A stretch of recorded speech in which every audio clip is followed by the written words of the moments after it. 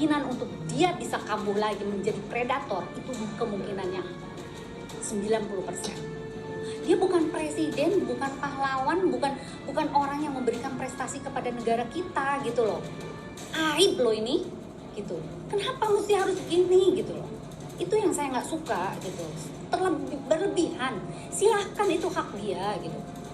Ya, jadi artinya gini, para artis, saya ingatkan lagi ke para artis, solidaritas kalian, rasa kangen kalian, silahkan Anda ungkapkan itu di luar kamera.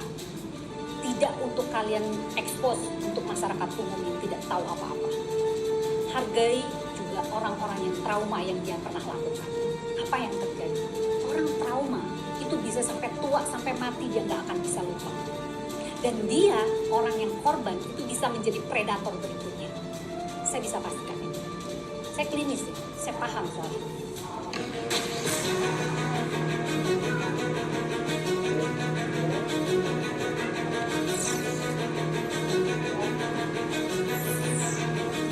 Bagi Lita Gading sebagai seorang psikolog, kejahatan yang telah dilakukan oleh Saipul Jamil adalah kejahatan seksual yang dapat menimbulkan rasa trauma yang mendalam bagi korbannya.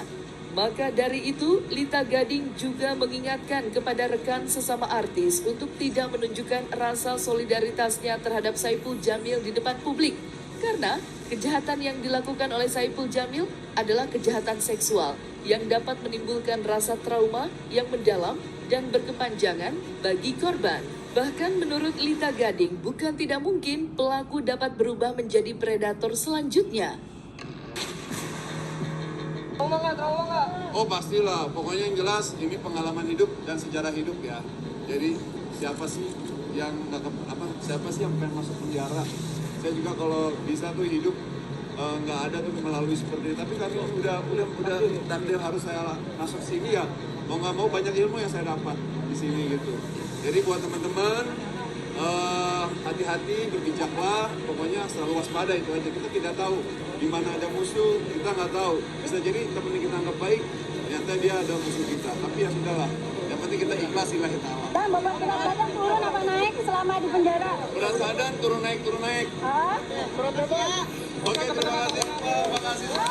Dia bukan presiden, bukan pahlawan, bukan orang yang memberikan prestasi kepada negara kita gitu loh. Aib loh ini gitu. Kenapa mesti harus begini gitu loh. Itu yang saya nggak suka gitu. Terlebih berlebihan. Silahkan, itu hak dia gitu. Ya, jadi artinya gini, para artis, saya ingatkan lagi ke para artis, solidaritas kalian, rasa kangen kalian, silahkan Anda ungkapkan itu di luar kamera. Tidak untuk kalian expose untuk masyarakat umum yang tidak tahu apa-apa. Hargai juga orang-orang yang trauma yang dia pernah lakukan. Apa yang terjadi? Orang trauma itu bisa sampai tua, sampai mati dia nggak akan bisa lupa. Dan dia, orang yang korban, itu bisa menjadi predator berikutnya. Just to live, you know, itu hanya di mulut. Apakah kita bisa tahu bahwa dia ini? Ini penelitian loh. Saya ngomong itu berdasarkan penelitian. Makanya baca di EPA itu, gitu ya. Baca di situ. Itu referensi yang paling kuat. Jadi kok saya tidak asal ngomong gitu loh. Jadi saya membetulkan bahwa LGBT bukan dia tidak bisa sembuh, tapi kemungkinan untuk sembuh 100% tidak.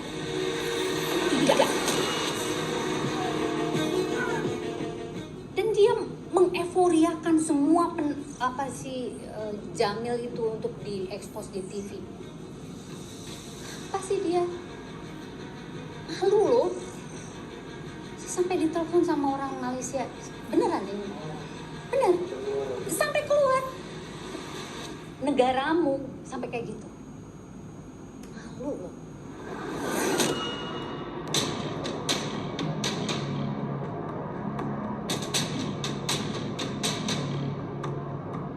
Setelah Saipul Jamil bebas dari penjara, tak lama kemudian muncul petisi untuk memboikot Saipul Jamil untuk tampil di televisi yang sudah tembus 300.000 lebih tanda tangan.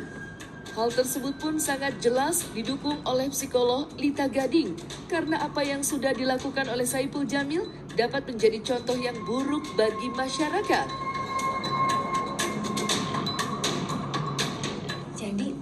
bahaya kalau tidak ada pendampingan dari psikolog. Yang selama 5,7 tahun itu, apakah dia mendapat pendampingan? Jangan cuma lepas begitu saja.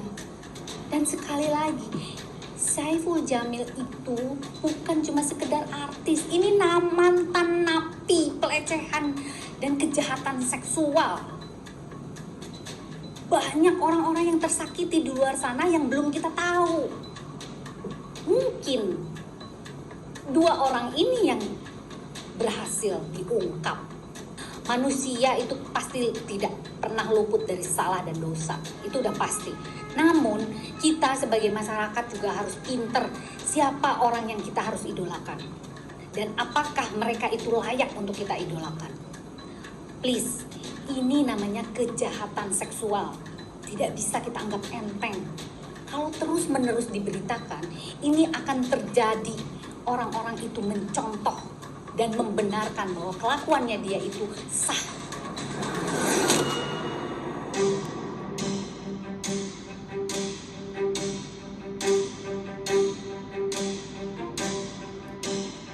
Penyambutan yang meriah saat Saiful Jamil bebas telah menuai kontroversi. Petisi untuk memboikot Saiful Jamil tampil di televisi pun telah mendapatkan hampir 300.000 lebih